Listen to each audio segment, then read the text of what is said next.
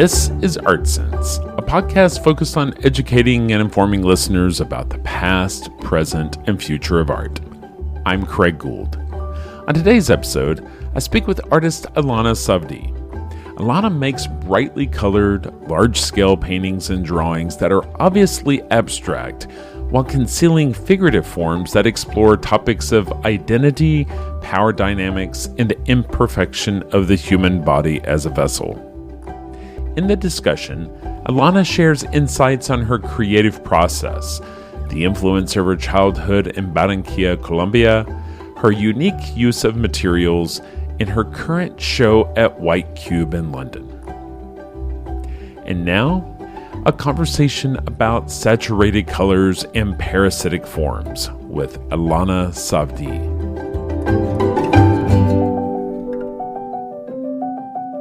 Ilana Savdie, thank you so much for joining me this week on the Art Sense podcast. Ilana, a lot of times with artists, I like to start with a hypothetical, and that is, let's say you're at a dinner party next to someone you have never met and they have no idea who you are or what your work looks like. When they ask you, what do you do? What you say you're an artist. What does it look like? How do you describe your work to someone who has no idea? That's always a really hard question because that's sort of something that, and it happens to me constantly. It's something that I'm sort of fighting against constantly in my studio with myself. But I always call it the Tinder question. Like when someone on Tinder asks me what kind of work do I do, I'm not going to go into the whole artist statement or the nuances. And I usually just say I make large scale, very brightly colored paintings with oil, acrylic, and wax.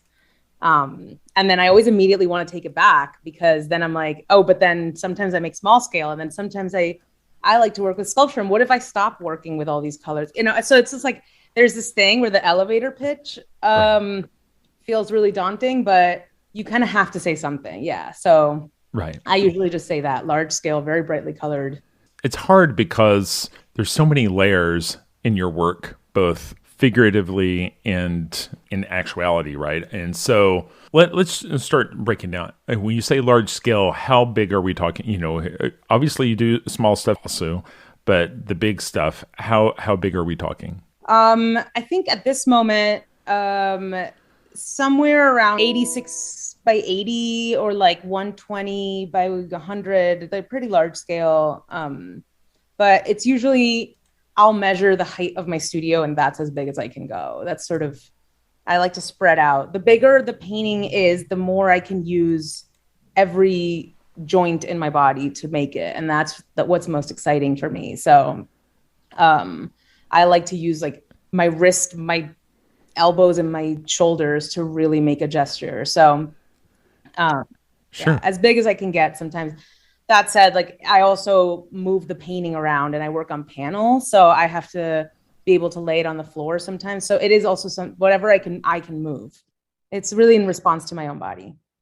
And so, one of the things that comes up consistently when I'm speaking to artists and critics and collectors, it really seems like the best art is personal, and it's really tied to our identity. It's tied to our perception of place, and I feel like that's consistent with your body of work, right? Can you tell me about growing up in Barranquilla and how that influences your work? So I grew up in Barranquilla. I lived there until I was about 13, and then I moved to Miami. So I grew up. Barranquilla in Colombia is a city where the carnival happens every year. So I think that's probably the most overt thing that's in my work that I can point to my experience with space and environment. I think it's a 3-day festival that happens before, like the 3 days before Lent. I think it's the second biggest carnival in the world, if I'm not mistaken. But being in the city where it sort of happens every year, it kind of leaks out past those 3 days. And it's something that is constantly felt in the culture, in the aesthetics, in the behavior of the people where I'm from. And I think that's had a huge influence on my relationship to color, on my interests, my fascination with the uncanny and the grotesque, and the themes around performance, themes around the inversion of social norms, themes around mockery and ridicule as forms of protest, which are all themes of the carnival. Those are things that I was always really drawn to, and it kind of took a sort of self-analysis and a kind of backtracking of my own history to understand that that was probably in response to growing up surrounded by the carnival. And then I think part of my work also deals a lot with what it means to leave home, to migrate, to carry home on your back, basically, like as a in the sense of like the sort of nomadic sense of home. So what it means to hold home and history and heritage in the body when landscape isn't really what carries it for you. One of the things you pull from is this idea of a parasite. That's a visual that you kind of come back to. Can you maybe talk about your attraction to the parasite, both in a physical form, but also just kind of allegorically what that's kind of attaching itself to? Or no pun intended. Well, I think that the parasite just physiological, like its physiological behaviors and the way it relates to power is very interesting to me. I think the fact that it's an agent of imposition and invasion that forces a host to change. I think that's an element of it that feels like it sort of relates to protest in a way that I'm interested in, and the act of the sort of foreign entity that comes in and infiltrates a social body is of interest to me. Then aesthetically, it also behaves in a way that's exciting. I think there's so many different types, and I love to deal with microscopic photography in my work. Mm-hmm. And that's really how I relate to the parasite visually, is through the photography. And so it brings in a color palette, a sort of texture that I can work with that is of a body and of the body, but it's not, it has an element of the alien visually. Sure. Also. So I think it behaves in it kind of comes into the work in so many different, it has so many different entry points into this work. But I think it's in terms of language, it's a term that's been used for, I guess, like it's used against people, you know, it's a term that my people have been called, whatever that means. Like my people have been called parasites, like anybody that comes in as a foreigner, as an alien, as an invader, you know, so there's this element of threat around it. It's really fun to kind of lean into that and think about what it actually means and how to kind of work it into a rebuilding of the body in a way that involves this power dynamic. Your canvases are just visually astounding. I love them. And when I was first looking at your work, I felt like there was allusion to figuration, but it took me a while to sort out where the figuration was. I don't know if that was just the color was obscuring it for me, but it made more sense when I saw some of your monochromatic preparatory studies for the pieces. Can we kind of talk about where you start in your process and how you start at a place where there's more figuration in how it devolves or evolves through your process? So there's a lot of translation that happens within the work and a lot of transformation that happens. Usually I start with a very rough drawing that sometimes I start with abstraction. So when you say you saw the preparatory drawings, I think primarily those are the works on paper. I like to think of them as their own series because sometimes and rarely, but sometimes they come after a painting. Mm-hmm. So there's actually a lot of, or sometimes like I start with them and then I move into a painting and then come back to the drawing, and the drawing ends up taking its own form. So the actual original starting point is a very, very rough sketch that usually starts with with form and brings in figuration, and then unravels again that figuration back into abstraction. So that's why there is this sense of there is a sense of figuration with an inability to place it. I think of them as like figures as paths that I then reroute. And so there's this constant sense of the unraveled body, Sure. because it actually really is an unraveled body. And I think that I like to think of the figuration and abstraction as this thing that gets treated as opposing binaries when they're actually really not. They are, the body is an abstract form if you look at it closely enough or far away enough. Like it just becomes form and color, and Sure. the constant interplay between both is where I like to exist, right in the space in between things, where they're in the process of morphing, they're in the process of a transition and of an unravel. And I like to think that that is a space of performance and a space of transformation through performance. So there's this, it's like they're not really figures, they're forms performing as figures, or colors performing as figures, or figures performing as colors. So there's this sense of like inability to pin something down. Yes. And within that, I think as the artist, that gives me a sense of power that I really enjoy exploiting. The forms have multiple saturated colors going on, and so it's sort of hard to tell where one form ends and the next begins, because the color is kind of interrupting your ability to see the form. I think that really adds, from my viewer's perspective, joy in the sense of discovery. I'm having to work a little harder to see what that form is because of the conflict with the color that's going on. So some of that, I know you take, we spoke about the Carnival, we talked about Parasite. Going back to the Carnival, can you explain to us what a Marimonda is?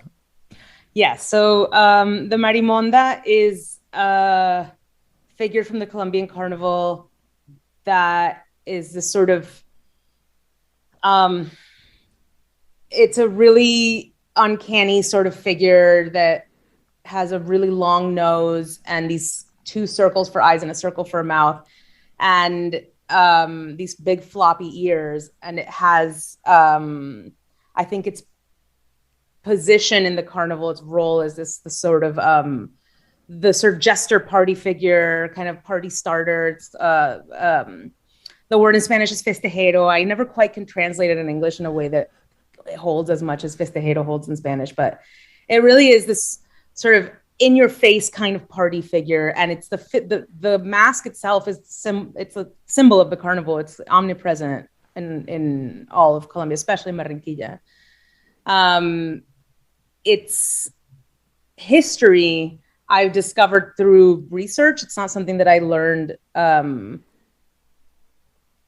by living there, but it's said to have come from a figure that was meant to mock the sort of oppressive elite bourgeois kind of upper class figure. And so the costume comes with like a suit and tie that's really brightly colored and patterned.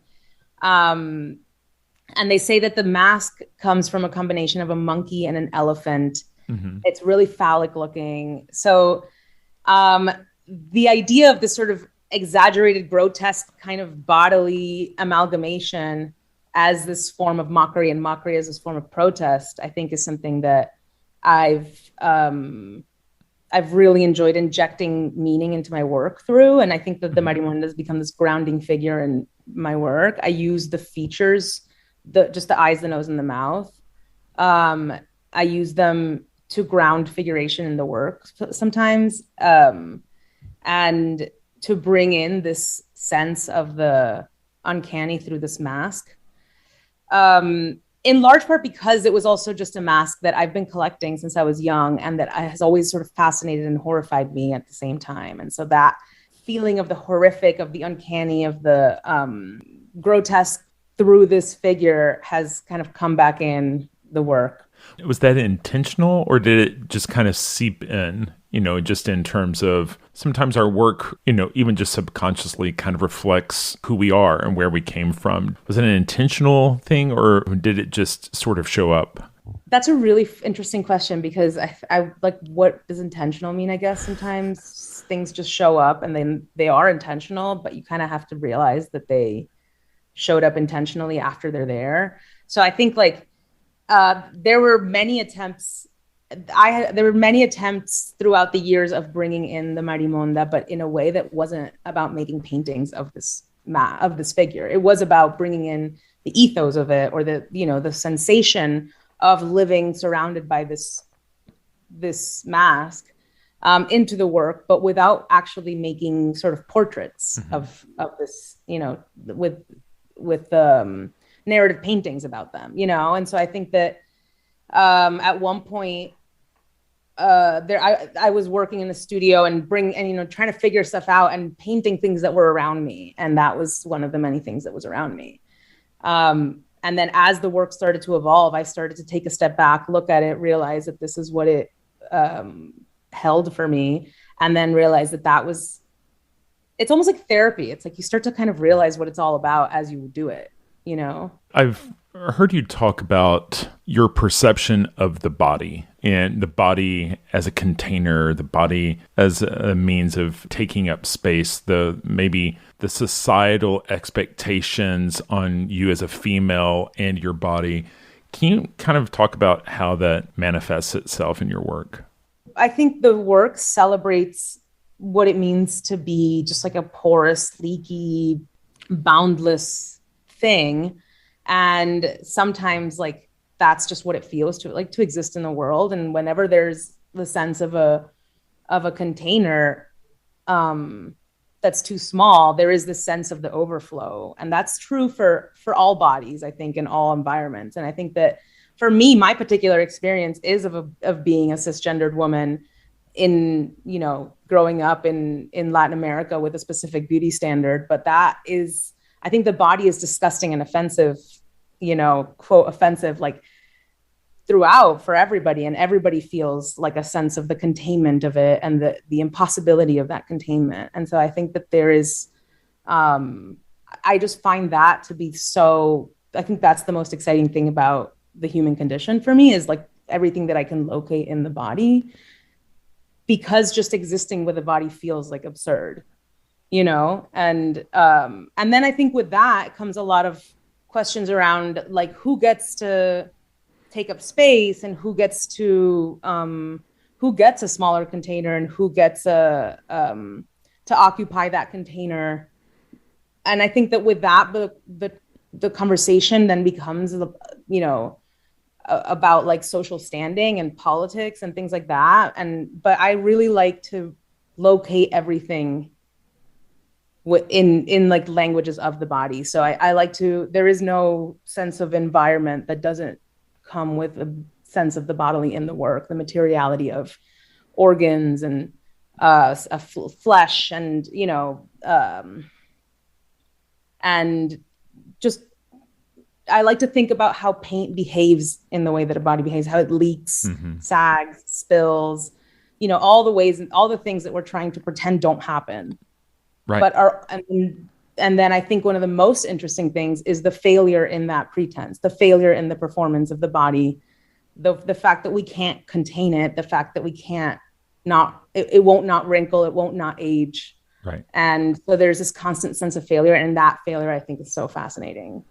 Yeah. And, and maybe this is just an American perspective, but I feel like no one's really happy with their body. Everyone feels like they could be 2 inches taller, or, 2 inches shorter, or, 20 pounds lighter, or 20 pounds heavier, or fewer wrinkles, or one thing or another. And so it seems like a psychological struggle that's sort of pervasive. In your work, there seems to be an interplay between those figurative forms being seductive and repulsive. Can you kind of talk about that fine line, or, trying to pursue that balance?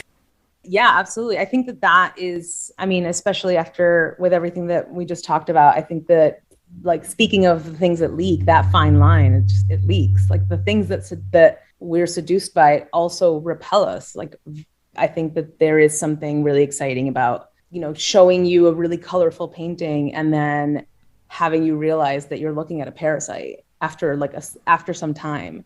And there's this thing of, like, being attracted and drawn to a part of the body. And I know that part of the body that you're attracted to in this work is actually like the armpit of a cat or something. There's something really exciting about getting to really mess with. So do you really put armpits of cats in your paintings?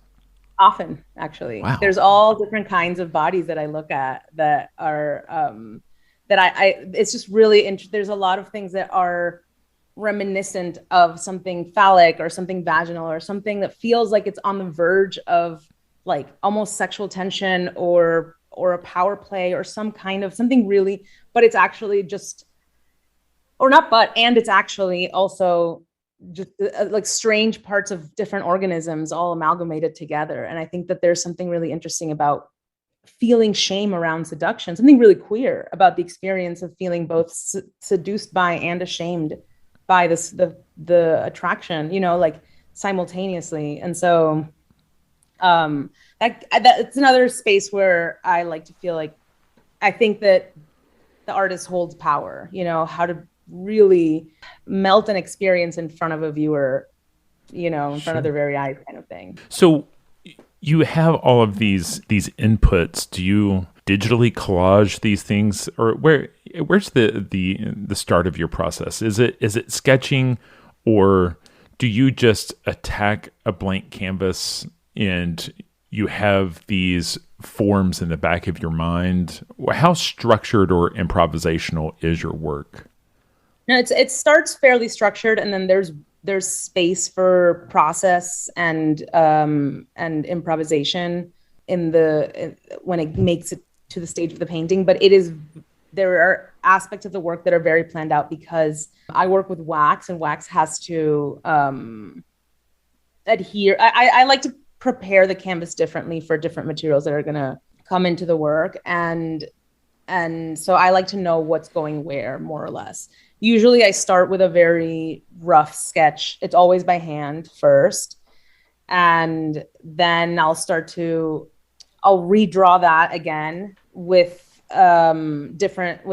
usually pen and acrylic and a lot of water, and letting things kind of happen more organically, but within, playing with mark making basically at a certain stage. And then there's a point where I bring that.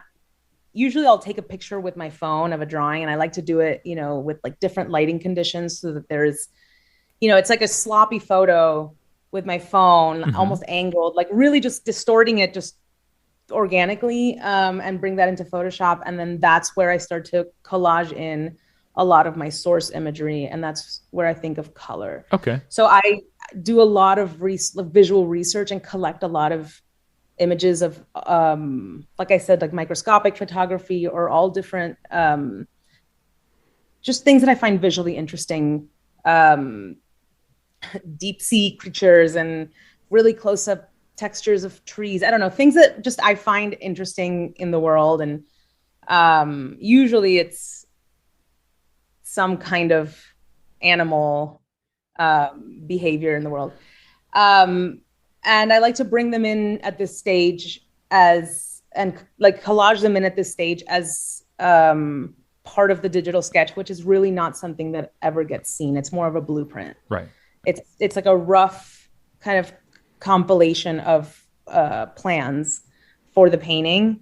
And then I'll project that onto the painting. So that's, I think it helps bring the sense of varying conditions in the work, varying lighting conditions, and varying methods of applying paint. And that is often, sometimes I'll even collage in other paintings of mine, actually very often I'll sort of cannibalize my own work,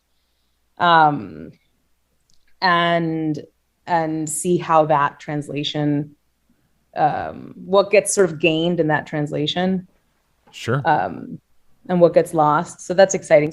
But yeah, the digital process also helps bring in this element of the surreal environment that a digital space can provide. Those microscopic images that you're looking at things that are innately organic, but also totally alien to us, right? And, I think, I can't remember what the statistic is, but, something like a third of our body are outside creatures or something like that, right? I mean, it's, like you're talking, we're leaky vessels, right? Yeah. There's a Gloria Anzaldúa quote that I always go back to about how you are all the different organisms and parasites that live on your body and have this, like, you are your own body and all these different organisms and the symbiotic relationship that you have with all these different organisms. And so who are you really? Like, right. You are not a single entity. I mean, that's not the exact quote, but that's like more or less. Oh, sure. And that's always been a starting off point from, where do we start and where do we end and someone else starts? Where does the familiar end and the foreign start? What is us and what is them? There is this constant sense of almost like the silhouette as the container when that's not really true. We experienced it during COVID, all throughout COVID, where we are, maintain 6 feet of distance because that's a safe distance where one person ends and the next person starts. Like, that becomes like a really strange concept of a clear number. So you're not just you are this, you take up this entire environment. And when you stand close to someone or there's intimacy between two people or multiple people, you start to end and right. Other starts, and then you become an amalgamation of different bodies. And that's a really interesting concept because it starts to bring to question like the foreign and the sort of familiar and the alien right. in a way that feels like a really kind of essential conversation that we're always trying to have. Sure. Well, my wife is really into nutrition, and one of the things that we've talked about before is how our gut biome will affect our personality, will affect your decision making, your compulsions, and so it's kind of odd to think that this foreign body in our system is affecting what we think of as things that are all in our control, but sometimes it's not, right? That's really interesting to think about the personality, like your behaviors and the things that you feel you have autonomy over are actually directly impacted by non-autonomous beings that live in you. And I feel like I've even seen one of your paintings that was related to nursing a child. And something I heard just in the last year and a half or so was that when a child nurses at its mother's breast, there's actually a transferal of the child's DNA into the mother, in that the mom, after that, will no longer have just her own DNA. She'll also have remnants of the child's DNA as part of some sort of bonding or, who knows what that intention is. But, once again, there is this transferal that we don't necessarily see it. We don't necessarily, comprehend it, but we know that there's a special attachment between the mom and child, and there's something physically going on there that kind of, points to that. That's so interesting. Like, there's this constant, like almost like infinite loop of attachment interchange. Can we talk about materiality? I mean, I think that's the other thing about your work that seems very compelling is just the surface that you work with, right? The majority of the figuration and abstraction that's going on kind of at the center is usually acrylic and oil, but can you talk about the work with the wax? Where did you start working with, because it's beeswax and encaustic, correct? Yes, it's beeswax and encaustic. I've been working with a lot of different materials over the past few years that feel reminiscent of things of the bodily. So I I was working with latex and thinking about elasticity, and working with resin and thinking about translucency, and how to contain things. And there was a toxicity in a lot of the materials that I was working with, the silicone, and how it's used in the body for there's a lot of toxicity in a lot of the materials I was working with. And I think wax, while there are precautions I take, wax felt like the safest. So at one point I was like, let's just stick with wax for a second. And then the more I worked with it, the more interesting it became. It has this like translucency. Beeswax has a translucency to it that felt reminiscent of my own flesh. And then at the same time, it's also a material that the body produces, which is so gross. And so there's something that can be so fun about making this material like work for me, and how to have agency over this material. And so I started just painting with it, and I enjoyed the paint, like melting it and then painting with it like paint, and how it congealed a gesture as it was drying. It literally would dry as I was applying it. So then it, contained my own gesture as I was working. And I think that that's always something that I enjoy doing with quick drying paints. And so I started making paintings out of wax, and then they were more abstract works that were more about color and discovery around material and color. And then there was a moment where I'd had an itch to do this for a long time, but I wanted to, I really enjoy just making things coexist that aren't supposed to coexist, because that kind of feels true to me and how I exist in the world. I always feel like walking contradictions at all times. And I respond to things juxtaposed together, and I respond to excess and abundance. And so I just wanted to make everything that I had been doing exist in one plane. And so a lot of this work was a result of that, making different ways of working with paint and working with materials like wax, and working with materially influenced forms, I guess, if that makes sense. Like making all those things exist in one plane and making them work. And that challenge is part of the impetus behind some of this work. And so I started thinking about the texture that I was making this wax exist through. It felt reminiscent of a kind of alien flesh, or microscopic human flesh, or some kind of animal, or some kind of coral reef, or a landscape view, or like an aerial view of a landscape. So there was so many things that it was doing at once. So I just figured I'd start working with it until I got tired of it. And that has been part of all of the more recent bodies of work, is this wax material. Is the piece on the wall when you're applying the wax? It depends on the piece. I like to, sometimes I like to let it,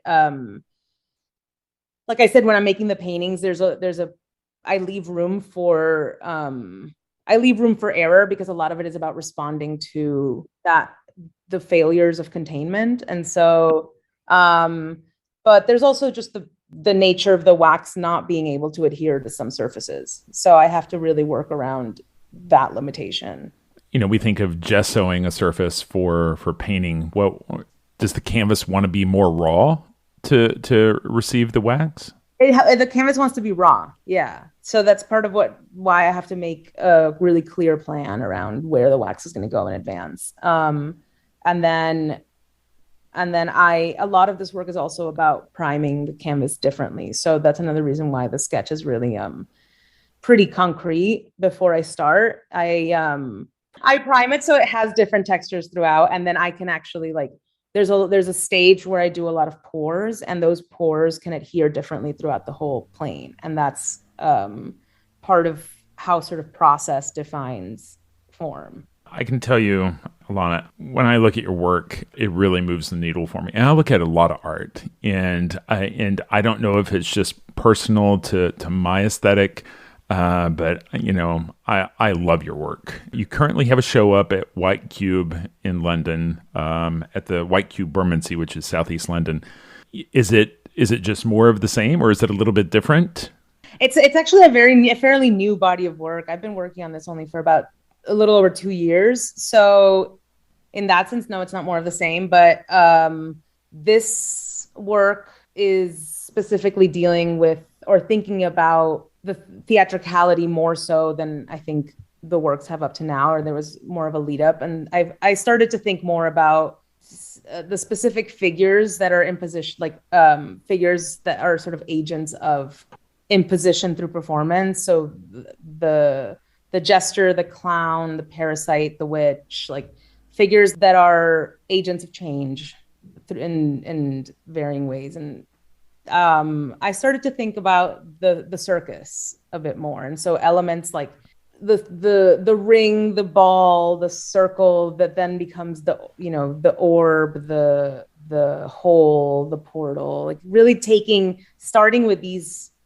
motifs around the circus and bringing them into this sort of space of surrealism that felt like a natural progression. So there's been a few elements around this body of work that hold that specificity a little bit more, but bringing a lot of the elements around the carnivalesque that I've been working with into this like next plane or something. It seems like a logical extension to go into that. You're teetering in that area between surrealism and abstraction, right? I mean, it's not like someone would walk up to the painting and say, "Oh, there's a big top and there's a clown," right? It's a lot more veiled than that, right?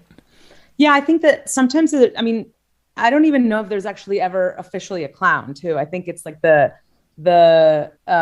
just like there's never really a curtain, but I always think about the curtain.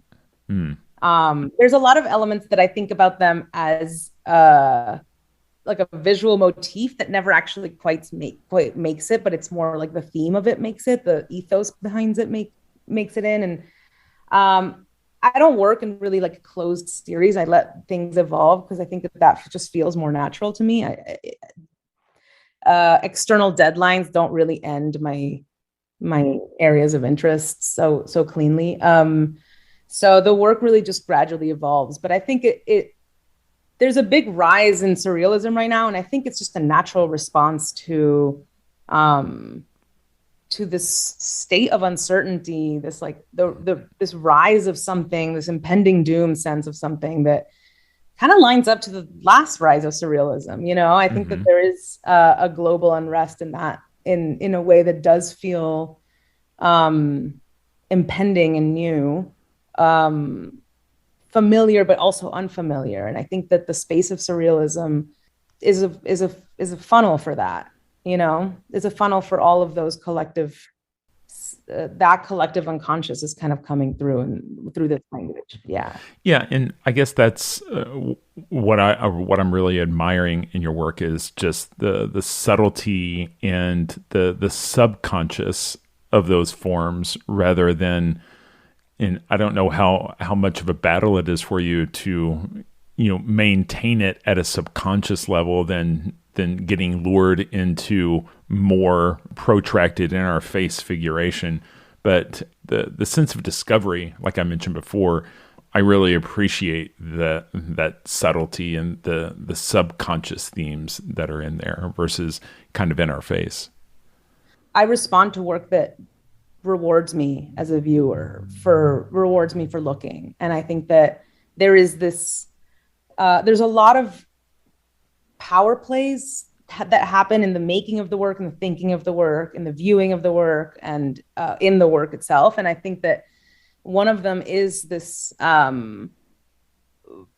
really kind of dominant way of telling you something, but submissive way of handing it all to you and asking you, like, telling you, like, the more you look at it, the more I'm going to give you. And that's a way for me to constantly keep that language of a power dynamic rewarding you with excess to the point that that's almost not a reward anymore. Like the idea that the more you consume might not actually always be good, it might not actually always be good. So literally the more you look and the more you see, the more you start to kind of vibrate. And there's something that feels really grotesque about that too. So Sure. I think I like to keep it in a space of ambiguity because I feel like there's something about naming something, and once you name it, it ends, or it like you create a boundary, you block it within, you bracket it as this one thing. And when you name something, you unname something else. When you make one thing true, you make one thing untrue, or you make another thing untrue. And so I feel like it's a way to make all things be true at once and nothing be true at once. It's like exist in this space of ambiguous discomfort. And I think that feels the most honest to me in my experience. Yeah, the avoiding the finite, is something I've had conversations with other artists that the best work, like I mentioned earlier, tied to our identity, but also being open-ended, right? There is no right or wrong answer. I don't want to tell you explicitly what this is or what's going on, because what you come up with in your head is going to be infinitely more satisfying to you personally than whatever the idea was in my head, right? Mm-hmm. Yeah, exactly. Yeah, Ingest is at White Cube through September 11th. Ilana, I can't thank you enough for your time and being willing to talk about your process and what's going on in your head. I'll put some images on the site. I definitely suggest folks take a look at your work because it's visually stunning. It's, like I said, it's moved the needle for me more than anything I've seen in a long time. I really am honored to have this conversation with you because I really love your work. Thank you so much. And thank you for having me. This was really fun. Awesome.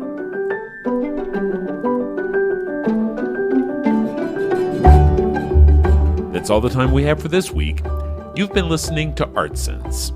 You can find the show on Apple Podcasts, iTunes, Google Play, Stitcher Radio, Spotify, or your favorite podcast app. If you've enjoyed this podcast, be sure to subscribe. And while you're there, please rate the show and leave a quick review.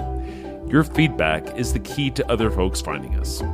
And if you'd like to see images related to the conversation, read the transcript, and find other bonus features, you can go to Cambia.art and click on the podcast tab. If you'd like to reach out to me, you can email me at craig@cambia.art. Thanks for listening.